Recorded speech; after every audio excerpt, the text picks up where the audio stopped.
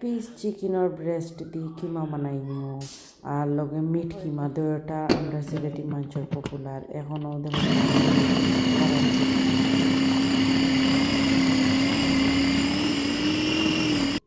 শেষ 2-3 মিনিটে এখন কিমা রেডি হয়ে গেল ফ্রেশ কিমা ব্রেস্টরে ক্লিন করে বানাইলাম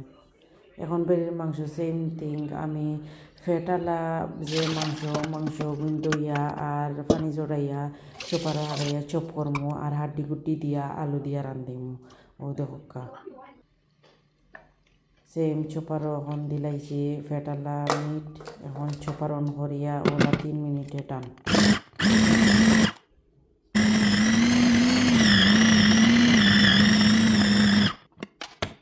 অত 3 মিনিট বাদে ফেট তুরা দিয়া তো কিমা রেডি হয়ে গেল কিমা আমি অলরেডি সানামুলম রান্ধি লিছি আপনারা শেয়ার করমো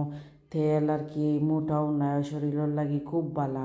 আরও তো কাছে দিকে বাড়াইছে